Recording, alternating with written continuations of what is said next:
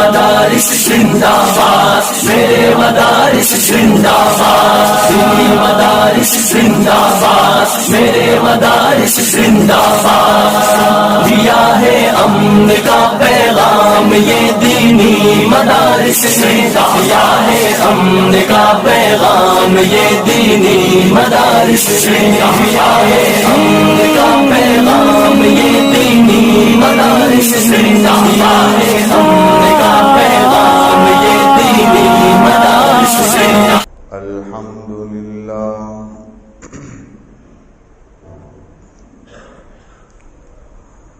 الحمد لله الذي لم يزل ولا يزال حيا قيوما، حيا قيوما سميعا قديرا مدبرا بصيرا، صلوات الله وسلامه على سيدنا محمد وعلى آله وصحبه وبارك وسلم تسليما كثيرا كثيرا، أما بعد، أعوذ بالله من الشيطان الرجيم، بسم الله الرحمن الرحيم، يا أيها الذين آمنوا كتب عليكم الصيام كما كتب على الذين من قبلكم لعلكم تتقون،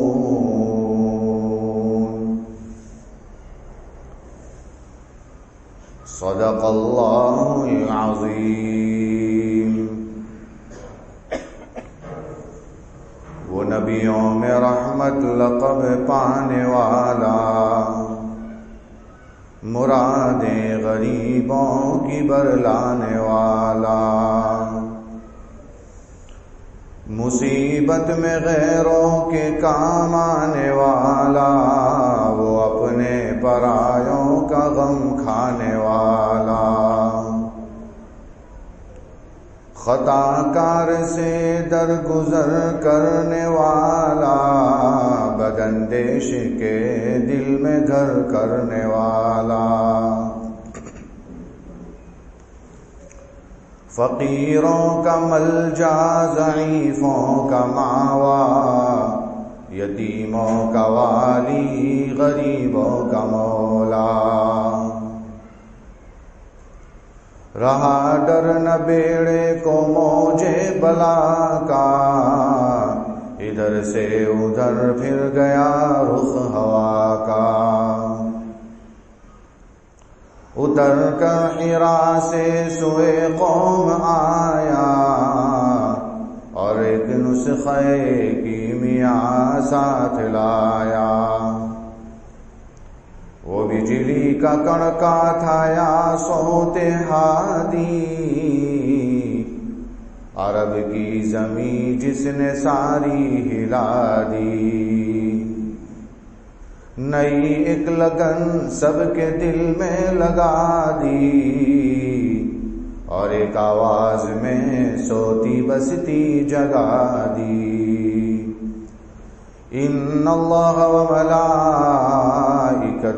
یصلون علی النبی، یا ایھا الذین آمنوا صلوا علیہ وسلموا تسلیما، اللہم صل علی سیدنا محمد وعلی آل سیدنا محمد واصحابہ وازواجہ وبارک وسلم۔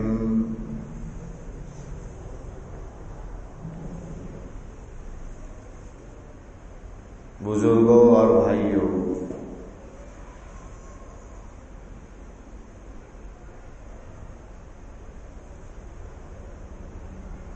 رمضان المبارک کا آج 22واں روزہ ہے۔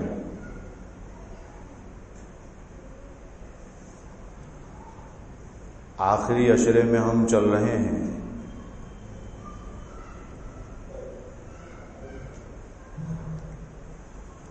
رمضان المبارک کے پہلے عشرے کو رحمت کا عشرہ کہا جاتا ہے، دوسرا عشرہ مغفرت کا ہوتا ہے اور تیسرا عشرہ جہنم سے چھٹکارے کا ہوتا ہے۔ مولانا منظور نعمانی جو مولانا سجاد نعمانی دامت برکاتہم کے والد تھے، مولانا منظور نعمانی رحمۃ اللہ علیہ نے اپنی کتاب معارف الحدیث میں یہ بات نقل کی ہے کہ یہ جو 3 عشرے بتائے ہیں، پہلا عشرہ رحمت کا، دوسرا عشرہ مغفرت کا اور تیسرا عشرہ جہنم سے چھٹکارے کا، یہ انسان کے مومن کے عمل کی رفتار کے اعتبار سے ہے۔ کتنے نیک بندے ایسے ہوں گے جو پہلے ہی عشرے میں رحمت کا پروانہ پالیں گے، جب وہ رحمت کا پروانہ پالیں گے تو مغفرت طے ہے، جہنم سے چھٹکارا طے ہے۔ کتنے ایسے ہوں گے جن کے گناہ اور جن کی نیکیاں 50-50 ہوگی، کچھ گناہ بھی ہوں گے، کچھ اچھے اعمال بھی ہوں گے۔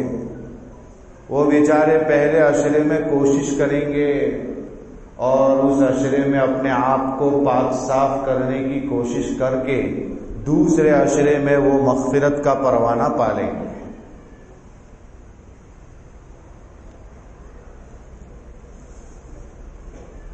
اور کتنے ایسے ہوں گے جو ہم جیسے ہوں گے، گناہ ہی گناہ، نیکیاں ہی نہیں، کچھ کیا ہی نہیں، پورے شروع سے سر سے لے کر پیر تک گناہوں میں ملوث، کچھ کیا نہیں ہے۔ ایسے لوگوں کے لیے بھی اللہ نے آخری عشرہ رکھا، کہا کہ کوئی بات نہیں، 2 عشرے میں کچھ نہیں ہوا تو آخری عشرہ آپ کے لیے ہے، اس میں جہنم سے چھٹکارا مل جائے گا، شرط یہ ہے کہ اس آخری عشرے کی قدر کر لیں۔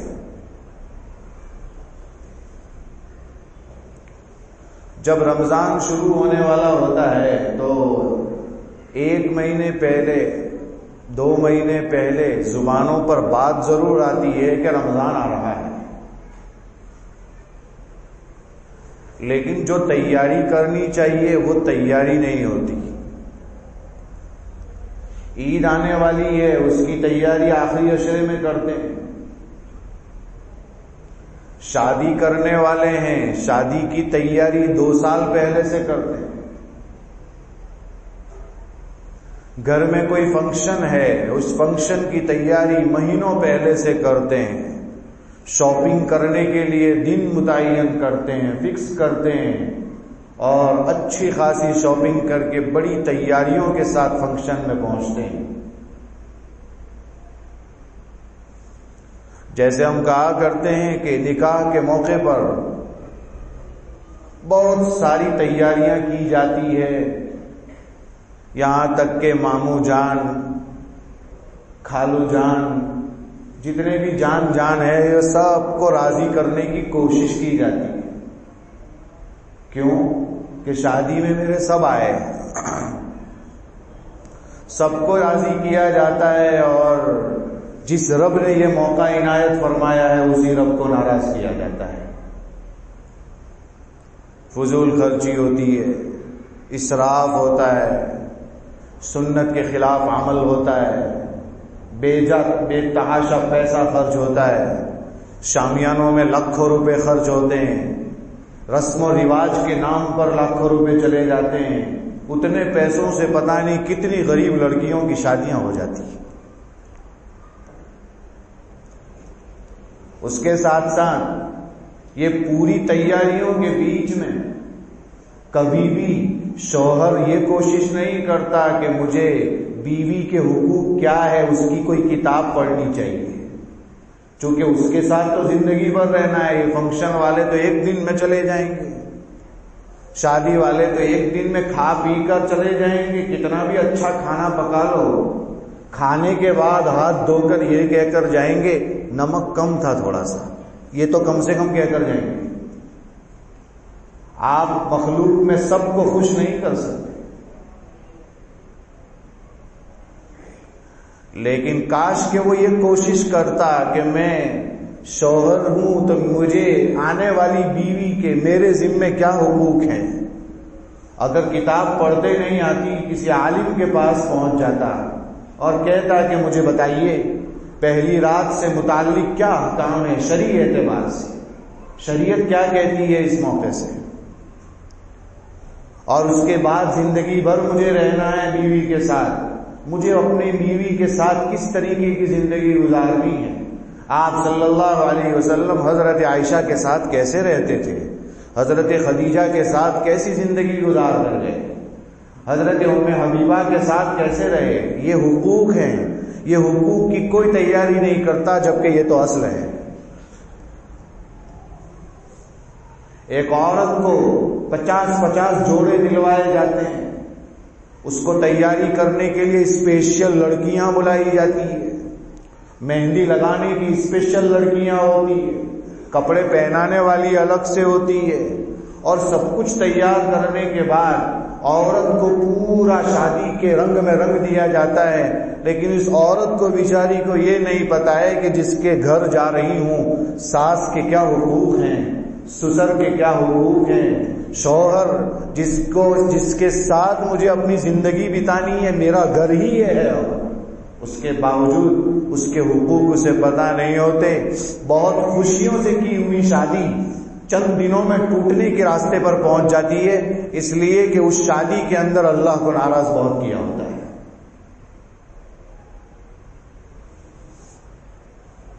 اور جب میاں بیوی ٹھیک نہیں ہوتے تو آنے والی نسل اور خراب ہوتی چلی جاتی ہے. کسی زمانے میں کہا کرتے تھے کہ عورت اگر اچھی ہے تو پھر بچہ ایسا بنتا ہے کہ مت پوچھو. نام تو ہم بہت لیں گے، چاہے پھر قطب الدین بختیار کاکی رحمت اللہ علیہ ہوں، چاہے پھر خواجہ معین الدین چشتی اجمیری رحمت اللہ علیہ ہوں جس کو خواجہ غریب نواز سے یاد کرتے ہیں، چاہے پھر خواجہ بندے نواز کا نام لے لیں، چاہے پھر دنیا کے کسی بھی بڑی ولی کا صابر کلیری کا نام لے لیں، اور کسی بھی بڑے اللہ والے کا نام لے لیں. وہ ماؤں کی کوکھ سے ہی تو پل کے آئے ہیں، دنیا میں ماں کے بغیر کون آ سکتا ہے. کسی زمانے میں مائیں ایسی ہوا کرتی تھی کہ دودھ پلاتے پلاتے قرآن کریم کی تلاوت کیا کرتی تھی. اتنی تلاوت کرتی تھی کہ شیخ زکریا رحمت اللہ علیہ نے لکھا ہے کہ میرے والد محترم مولانا یحییٰ صاحب رحمت اللہ علیہ کو میری دادی نے دودھ پلاتے وقت اتنی قرآن کی تلاوت کی تھی اور اتنا قرآن پڑھا تھا کہ میرے ابا جان کی عمر 2 سال کی تھی اور جب دودھ چھوڑا تو 6 رکوع قرآن کے یاد ہو چکے تھے. کیسی مائیں ہوں گی. مائیں ایسی ہوا کرتی تھی کہ 15 سال کی عمر میں قطب الدین بختیار کاکی اپنی امی جان سے کہتے ہیں کہ امی جان 20 دن سے مسلسل نبی کریم صلی اللہ علیہ وسلم کی زیارت کر رہا ہوں خواب میں. عمر صرف 15 سال ہے. ہمارا 15 سال کے جوان کو سنت پتہ نہیں ہوتی کون سی ہوتی ہے. وہ 15 سال کی عمر میں 20 دن سے سرکار کی خواب میں زیارت کر رہے ہیں. اپنی امی جان سے کہہ رہے ہیں. امی جان کہتی ہے بیٹا اس میں میرا حصہ ہے. کہ خواب مجھے آتا ہے آپ کا کون سا حصہ ہے؟ کہ کل آ جائے تو بتا دینا. پھر دوسری رات نبی کریم صلی اللہ علیہ وسلم کی زیارت نہیں ہوئی. 21ویں دن رونے لگے صبح اٹھ کر، کیا کر دیا آپ نے؟ کیا آج رات اللہ کے رسول کی زیارت نہیں ہوئی؟ کہا میں نے کہا تھا میرا حصہ ہے بیٹا، جب بھی میں تجھے کھانا دیتی ہوں کھانے کے لیے، اس کھانے کے اوپر 100 مرتبہ درود پڑھ کے دم کرتی ہوں، وہ کھانا تیرے پیٹ میں جاتا ہے، اس کی برکت سے نبی کی زیارت ہوا کرتی ہے۔ ایسی مائیں ہوا کرتی تھی۔ اور اگر آج کے ماحول کی طرف چلے تو میں کیا بتاؤں، جمعہ کے مختصر وقت میں ماؤں کا حال یہ ہے، دودھ پلاتے پلاتے سیریل چل رہی ہے، دودھ پلاتے پلاتے لوری کی جگہ گانے گا رہی ہے۔ تو پھر بچہ ایکٹر بن سکتا ہے، اللہ کا ولی کبھی نہیں بن سکتا۔ تو پھر وہ بچہ گانا گانے والا بن سکتا ہے، قرآن کی تلاوت کرنے والا نہیں بن سکتا۔ تو پھر وہ بچہ آگے چل کر چرس اور گانجا پینے والا بن سکتا ہے، لیکن دوسرا کچھ نہیں بن سکتا۔ یہ امیدیں جو اگر لمبی لمبی کرنی ہے تو پھر لمبی لمبی امیدیں باندھنے سے کچھ نہیں ہوگا، بلکہ اپنے آپ کو چوکس اور پابند کرنا پڑے گا۔ میں یہ عرض کر رہا تھا کہ رمضان آنے والا ہوتا ہے تو اس کی تیاری ہم ہر چیز کی کرنا چاہتے ہیں، لیکن رمضان کی تیاری نہیں کرتے۔ صحت کے تعلق سے کہ میں صحیح روزے رکھ پاؤں گا یا نہیں، میں تراویح میں 20 رکعت کھڑے رہ پاؤں گا یا نہیں، اس کی تیاری ہوتی ہے، اس کی فکریں ہوتی ہے۔ علماء نے لکھا ہے 15 شعبان کے بعد روزہ رکھنا مکروہ ہے، اس لیے مکروہ ہے کہ کہیں روزہ رکھتے رکھتے اصل جو فرض روزہ آنے والا ہے اس میں کمی نہ آ جائے۔ اور آگے چلتے ہیں آج کی اہم بات کی طرف۔ روزے دو ہوتے ہیں، ایک چھوٹا روزہ ہوتا ہے، ایک بڑا روزہ ہوتا ہے۔ یہ مولانا علی میاں ندوی رحمۃ اللہ علیہ کی زبان ہے۔ ابھی ابھی کل ہی مولانا محمد رابع حسنی ندوی رحمۃ اللہ علیہ کا انتقال ہوا، تقریباً 96 سال کی عمر پائی، 96 سال کی۔ بڑے کام کر کے گئے، اللہ نے ان سے بہت خدمات لی، اللہ تعالیٰ ان کی مغفرت فرمائے۔ بڑے آدمی تھے یہ، مولانا علی میاں ندوی رحمۃ اللہ علیہ کے بھانجے تھے۔ مولانا علی میاں ندوی رحمۃ اللہ علیہ کی ایک بہن تھی، اس کے بیٹے تھے احمد العزیز کے نام سے۔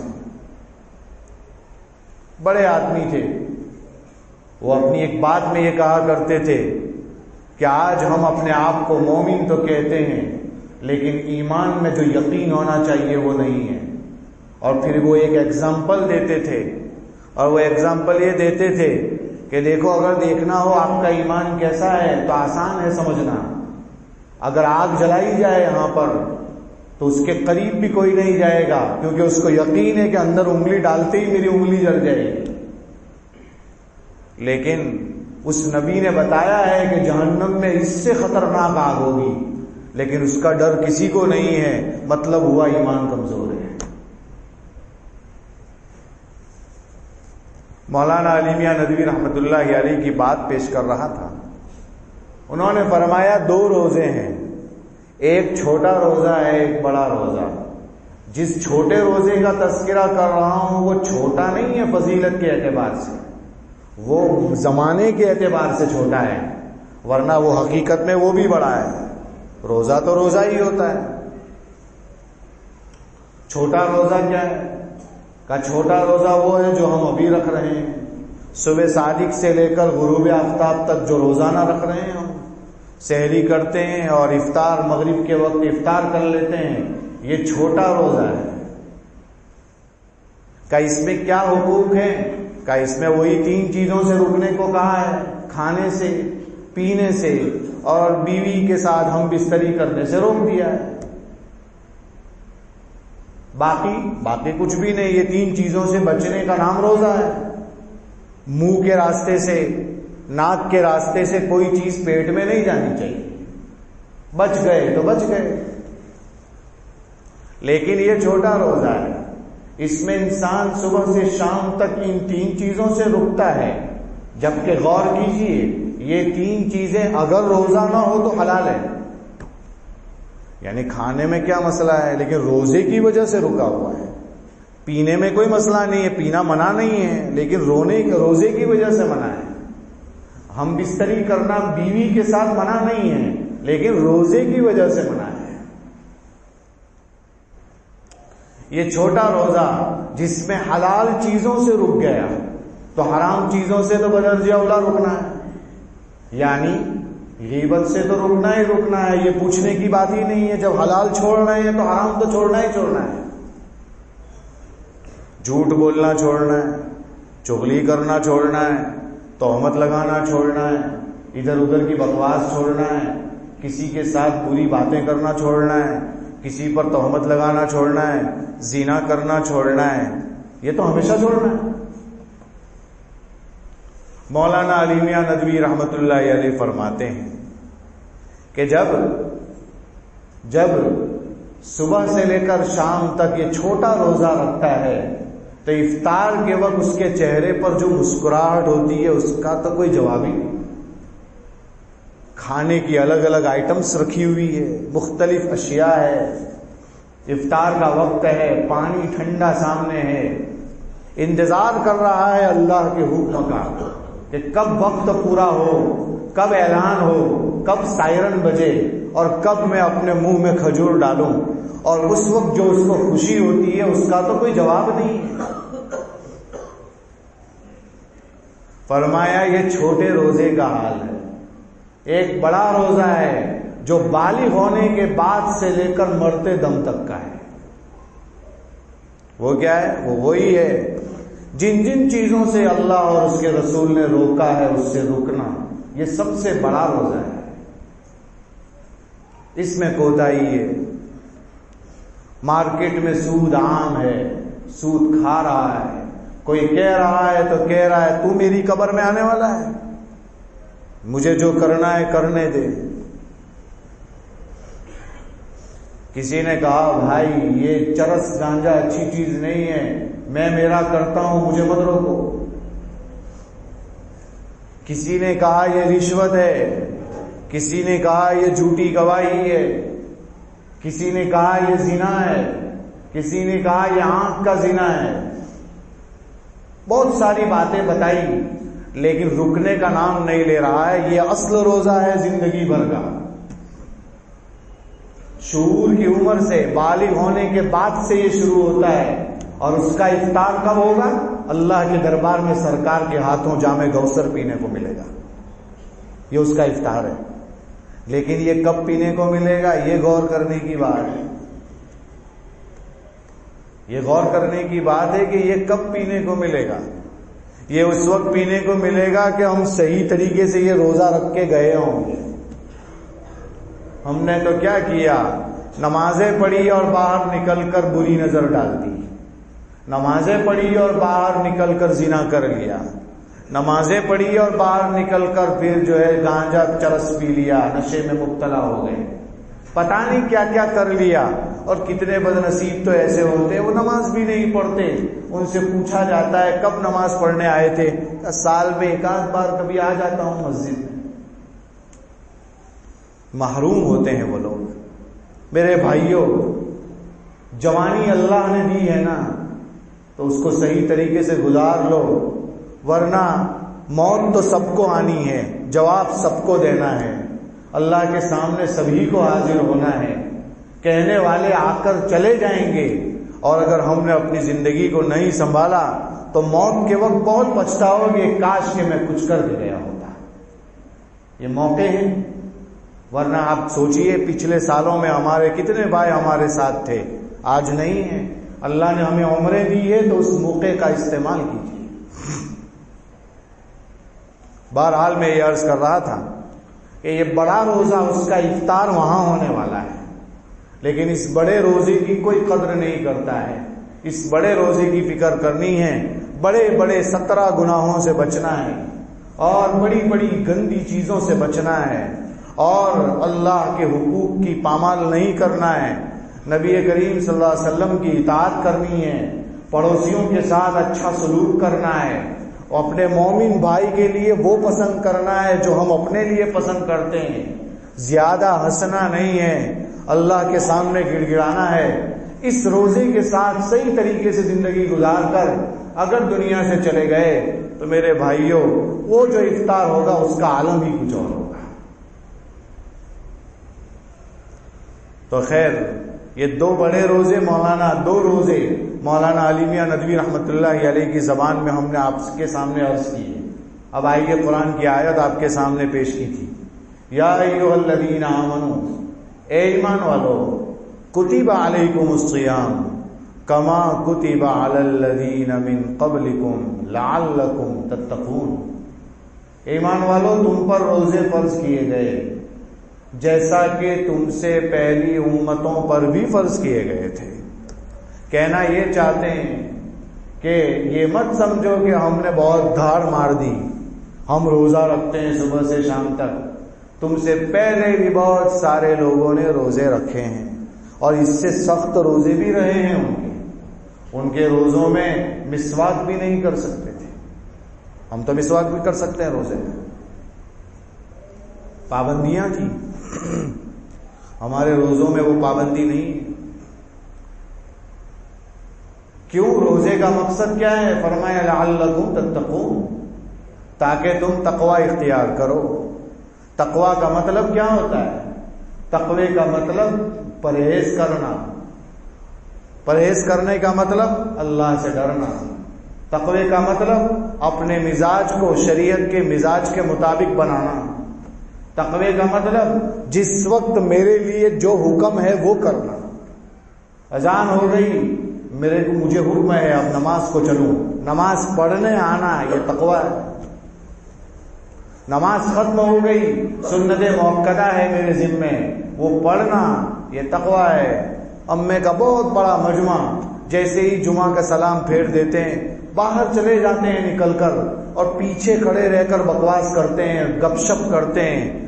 جوان بالکل باہر کھڑے رہ کر باتیں کرتے رہتے ہیں، لیکن ان کو یہ فرصت نہیں ہوتی کہ 2-4 رکعت جو جمعہ کے بعد پڑھنی ہے وہ میں یہاں پڑھ لوں.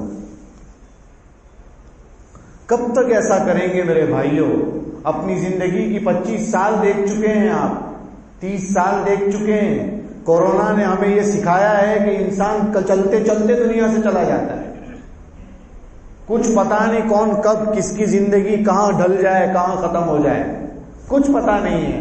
کیا ہم ابھی اس وقت اگر ہمیں یہ کہہ دیا جائے 5 منٹ کے بعد روح قبض ہونے والی ہے، کیا ہم ریڈی ہیں اس کے لیے؟ سوچیں آپ. کیا ہم نے اتنی تیاری کر لی ہے؟ کیا ہم اللہ کے سامنے اپنا منہ دکھا سکتے ہیں؟ جانتے ہیں قبر میں جا کر کیا ہونے والا ہے؟ 3 سوال ہونے والے ہیں. کیا اس کی تیاری ہم نے کر لی ہے؟ کیوں باہر کھڑے رہ کر گپ شپ کرتے ہیں؟ کیا ملے گا ہمیں؟ گپ شپ بات میں بھی کر سکتے تھے، سنتیں پڑھنے میں کیا جائے گا ہمارا؟ نہیں جانتے تھے بات الگ ہے، جاننے کے باوجود باہر کھڑے رہ کر باتیں کرتے ہیں. ایک ماحول بن جاتا ہے. نماز کے بعد سنت پڑھنے کے لیے کوئی کھڑا نہیں رہتا ہے، چند بیچارے نیک لوگوں کے علاوہ سب چلے جاتے ہیں باہر. کیا فائدہ ہوگا؟ کیا ہمیں نہیں سکھایا گیا سنت موقدہ کی پابندی کرو؟ اس لیے کہ فرض کا ہمارا ٹھکانہ نہیں ہے، ہمارا رکوع ٹھکانے کا نہیں، سجدہ ٹھکانے کا نہیں، کچھ ٹھکانے کا نہیں ہے. اگر ہم سنت ادھر پڑھ لیں گے، ادھر سنت پڑھ لیں گے، ان دونوں کے بیچ میں فرض آئے گا تو شاید تینوں قبول ہو جائے گا.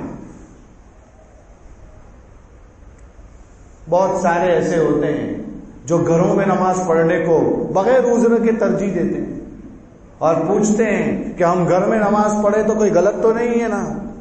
مسئلہ پوچھتے ہیں. بھائی وہ حدیث ہمارے سامنے ہے کہ آپ صلی اللہ علیہ وسلم نے فرمایا نماز کا وقت ہو گیا اور آپ مسجد میں ہیں نہیں ہیں، گھر میں ہیں، میرا دل چاہتا ہے چند لوگوں کو لے کر جاؤں اور ان کے گھروں کو آگ لگا دوں، سب کو ختم کر دوں. یہ حدیث ہے. لیکن پھر دوسری حدیث میں ہے کہ میں نہیں جاتا ہوں. کیوں؟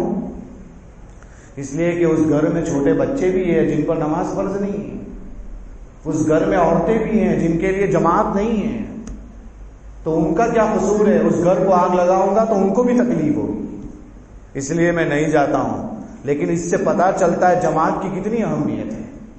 مفتی سعید صاحب پالن پوری رحمت اللہ علیہ فرمایا کرتے تھے بہت اچھے طریقے سے ایک آدمی اپنے گھر پر اکیلا نماز پڑھے گا، کیا گارنٹی یہ قبول ہوگی؟ نہ رکوع ٹھکانے کا، نہ سجدہ ٹھکانے کا، نہ کچھ ٹھکانے کا. ہم تو پوری نماز میں دکانوں کا حساب ہی کرتے رہتے ہیں. لیکن جب مسجد میں آئے گا، 10 آدمی ہوں گے، 20 آدمی ہوں گے، 25 آدمی ہوں گے، 40 آدمی ہوں گے، 50 ہوں گے، 100 ہوں گے، ان کے ساتھ جماعت میں شامل ہوگا. اور جب اللہ کے سامنے ظہر کی نماز، عصر کی نماز، مغرب کی نماز، عشاء کی نماز، جمعہ کی نماز پیش ہوگی تو آپ کی اکیلے کی پیش نہیں ہوگی، پوری جماعت کی ایک ساتھ ہوگی. اجتماعی عمل ایک ساتھ پیش ہوتا ہے اللہ کے دربار میں. اکیلے والا عمل، انفرادی عمل انفرادی پیش ہوتا ہے. جب اجتماعی عمل ایک ساتھ اللہ کے دربار میں پیش ہوگا تو ہم جانتے ہیں کہ ہمارے رکوع تو ٹھکانے کے نہیں ہیں، لیکن یہ جو 100 لوگ کھڑے ہیں کوئی تو ایسا ہوگا جو دھیان سے نماز پڑھ رہا ہوگا. ایک تو ہوگا. اگر ایک کی قبول ہو گئی تو پوری جماعت کی قبول ہو جائے گی اللہ کے دربار میں. یہ فائدہ ہے جماعت سے نماز پڑھنے کا. اس لیے آتے ہیں جماعت سے نماز پڑھنے کے لیے. اس لیے مسجد کی اہمیت ہے. اگر گھر میں نماز پڑھنے لگیں گے تو مسجد کون آباد کرے گا؟ مسجد میں کون آئے گا؟ پھر مسجدوں کی اہمیت کیا سمجھیں گے ہم؟ پھر وہ کعبۃ اللہ کی اہمیت کیا رہی؟ پھر وہ مسجد نبوی میں کیوں مستقل سرکار نے نماز پڑھائی؟ کیوں صحابہ کرام نے مسجدیں بنوائی؟ اس کی اہمیت ہے، اس کے فوائد ہیں. مسجد ہی سب کچھ تھا اس زمانے میں. دار القضاء بھی وہی تھا، دار الافتاء بھی وہی تھا، معاملے بھی وہیں حل ہوتے تھے، غیر مسلم بھی وہیں آیا کرتے تھے اپنے مسئلے حل کرنے کے لیے، یہودی بھی وہیں آیا کرتے تھے، سب کچھ وہیں ہوتا تھا. مسجد نبوی ہی سب کچھ تھا. بہرحال پتہ نہیں میں کیا کہہ رہا تھا. تو میں یہ عرض کر رہا تھا کہ تتقون، تقوی اختیار کرو، اللہ سے ڈرو. تو کیا ہم اللہ سے ڈر گئے؟ کیا ہم نے سنتیں پڑھ لی؟ یہ جو سنتیں ہیں میرے بھائیوں مت چھوڑیے. جمعہ کے بعد جانے کا فضا مت بنائیے، ماحول مت بنائیے. سنتیں پڑھ کے جائیے. ہر نماز کے بعد کی سنتیں نہ معلوم ہو تو امام صاحب سے، مؤذن صاحب سے پوچھیے، علماء سے پوچھیے، رابطہ کیجیے. ہم لوگ علماء سے کٹ چکے ہیں جس کی وجہ سے حالات بدتر سے بدتر ہوتے جا رہے ہیں. کوئی کسی عالم کو پوچھنے کے لیے تیار نہیں. پوچھیں تو صحیح، مسئلہ پوچھیں، ان کے پاس جائیں تاکہ ہم اپنی زندگی کو درست کر سکیں. خیر، تو تقویٰ ہے روزے کا ایک مقصد. اور آخری بات کہہ کر اپنی بات ختم کر دوں کہ روزے کا ایک مقصد جو یہاں بھی بیان کیا تھا کہ غریبوں کی بھوک کا احساس دلانا بھی ہوتا ہے، کہ پتہ چلے کہ غریب کیسا بھوکا رہتا ہوگا، یہ بھی تو پتہ چلنا چاہیے. اور اسی کے لیے میرے بھائیوں شریعت نے فوراً نظام زکوٰۃ نافذ کیا. اور زکوٰۃ کی اہمیت کیا جانے ہم میرے بھائیوں. جو آدمی اللہ کی راہ میں خرچ کرتا ہے نا، سورج کے طلوع ہوتے ہی، بہت مشہور روایت ہے، سورج کے طلوع ہوتے ہی فرشتہ اعلان کرتا ہے اللہم منفقا خلفا وممسکا تلفا. ترجمہ کرتا ہوں، اے اللہ جو خرچ کر رہا ہے اللہ کی راہ میں زکوٰۃ دے کر، صدقہ دے کر، اس کو تو بھر بھر کے دے، ڈبل دے. یہ اعلان کون کر رہا ہے؟ فرشتہ اعلان کر رہا ہے. قبول ہوگا کہ نہیں ہوگا؟ پکا قبول ہوگا. فرشتہ اعلان کرتا ہو، فرشتہ دعا کرتا ہو تو فرشتے کی دعا قبول ہوگی، وہ تو معصوم ہے. پھر دوسری بد دعا کرتا ہے اللہم ممسکا تلفا. اے اللہ جو نہیں خرچ کر رہا ہے اس کے مال کو برباد کر دے، تو وہ بھی قبول ہوگا. پائی بچانے والے لوگ بھی ہیں دنیا میں. قرآن کی اس آیت کو سامنے رکھیں والذین یکنزون الذهب والفضہ. وہ لوگ جو گولڈ اور سلور، سونا اور چاندی کو اسٹور کر کے رکھتے ہیں، خزانے میں بھر کے رکھتے ہیں. ولا ينفقونها في سبيل اللہ، اللہ کے راستے میں خرچ نہیں کرتے. فبشرهم بعذاب علیم، ڈراؤ ان کو عذاب سے، دردناک عذاب ہونے والا ہے. اور کیسا عذاب؟ یوم یحمى علیہا فی نار جہنم، جب جہنم کی آگ جلائی جائے گی. فتقوی بہا جباہہم، سب سے پہلے ان کی پیشانی کو اس آگ سے داغا جائے گا. کیوں؟ اس لیے کہ جب کوئی غریب دروازے پر آیا تھا نا تو تو سب سے پہلے پیشانی پر بل آئے تھے. کیوں آ گیا تو؟ جا یہاں سے. یہ پیشانی پر سب سے پہلے شکن پڑتا ہے. اس کے لیے سب سے پہلے قرآن میں جواہہم، اس کی پیشانی پر آگ لگائی جائے گی. اور یہ دنیا کی آگ نہیں، 3000 سال گرم کی ہوئی آگ جہنم کی. دنیا کی آگ کے اندر انگلی ڈالنے سے ڈر لگتا ہے، یہ پیشانی پوری پوری داغی جائے گی. وجنوبہم، یہ پہلو داغا جائے گا. اس کو پہلو کہتے ہیں. یہ پہلو کیوں داغا جائے گا؟ کہ جب پہلے شکن پڑتا ہے پھر اس کے بعد بھی وہ مانتا نہیں ہے تو انسان تھوڑا انسائڈ ہوتا ہے، چہرہ پھیر لیتا ہے کہ جاتا ہے کہ نہیں، ادھر سے یوں پھیرتا ہے، کبھی ادھر پھیرتا ہے، یعنی اس سے دور ہونے کی کوشش کرتا ہے. اس پہلو کو داغا جائے گا جہنم کی آگ سے. اور تیسرا وظہورہم، پھر اس کی پشت کو، پیٹھ کو داغا جائے گا. اس لیے کہ تیسرا آپشن یہی ہے، وہ نہیں مانتا تو پیٹھ پھیر کر وہ چلا جاتا ہے. کون؟ خود نہیں خرچ کرتا، کہ اس کی پیٹھ کو بھی جہنم کی آگ سے داغا جائے گا. اور آگے قرآن کہتا ہے ھذا ما کنزتم لانفسکم، یہ جو تم نے خزانہ جمع کر رکھا ہے اسی کا نتیجہ ہے. فذوقوا ما کنتم تکنزون. میرے بھائیوں، خرچ کرنے والے بنو، ہاتھ اوپر رہے کبھی نیچے نہ رہے. یہ چیز سیکھ جاؤ، جو اللہ نے دیا ہے خرچ کرو. رمضان کے مہینے میں دام بڑھ جاتے ہیں. زکوٰۃ کے مسائل پوچھو علماء سے، اور جتنی آپ کے ذمہ زکوٰۃ ہے دو، بھر بھر کے دو. یہ مت سوچو کہ ختم ہو جائے گا. اللہ کے اس فیصلے پر ایمان کو مضبوط کرو. سوچو کہ کتنا آئے گا. جب آئے گا تب سمجھ میں آئے گا کہ زکوٰۃ کا فلسفہ کیا ہے. کئی لوگ ہیں جو اسلام کے فلسفے کو سمجھ نہیں پائے، اور جو سمجھ گئے ہیں وہ بہت جلدی ایمان قبول کر کے بہت آگے چلے گئے ہیں. اللہ تعالیٰ ان سب باتوں پر ہم سب کو عمل کرنے کی توفیق عطا فرمائیں. آخری عشرے کی قدردانی نصیب فرمائیں. تاخراتیں اور آنے والی ہے. آج ایک خود تاخرات ہے، آگے اور 25ویں 27ویں 29ویں، اور عشرے کا ہر دن اہم ہوتا ہے. خاص طور پر مغرب سے جو عشاء کا ٹائم ہوتا ہے وہ ہمارا برباد ہو جاتا ہے. میرے بھائیوں، تاخرات تو کوئی بھی رات ہو مغرب سے ہی شروع ہو جاتی ہے. ہمیں چاہیے کہ مغرب سے عشاء تو ہم ویسے ہی چست رہتے ہیں. ہم لوگ سوچتے ہیں رات کو کچھ کریں گے. ارے وہی ٹائم میں سب سے زیادہ کر لینا چاہیے. پتہ نہیں رات کو سستی آ گئی تو نہ کر پائے. ہمارے بزرگان دین میں مفتی احمد خان پوری دامت برکاتہم فرماتے ہیں مغرب سے عشاء کا ٹائم تو گولڈن ہوتا ہے، اسی کو کوئی وصول کر لے تو اس کو اس کی کتنی رات کا ثواب مل جائے گا. لیکن اس رات میں ہم کھاتے ہیں، پیتے ہیں، باہر کھڑے رہ کر گپ شپ کرتے ہیں. تاخرات ہے، رات کو دیکھیں گے، اور وہ رات کو دیکھتے دیکھتے 2 بج جاتے ہیں لیکن باتیں پوری نہیں ہوتی. اللہ تعالیٰ حفاظت فرمائے، قدردانی نصیب فرمائے. یہ رمضان خوش نصیبوں کو ملتا ہے، بد نصیبوں کو نہیں ملتا. تو خوش نصیبوں ہیں، ہم لوگ خوش نصیب ہیں. اللہ ہماری مغفرت کرنا چاہتا ہے، اس لیے دیا ہے. تو ہم بقیہ دنوں کی قدر کریں. کیا پتا آنے والا رمضان ہم میں سے کس کو نصیب ہوگا، کسی کو پتا تو ہے نہیں. تو رمضان آنے والا مہینہ کب آئے گا پتا نہیں. اللہ تعالیٰ اس رمضان کی ہمیں قدردانی نصیب فرمائے. آمین. وآخر دعوانا الحمدللہ رب العالمین. سنتیں جن کی باقی ہو پڑھ لیں.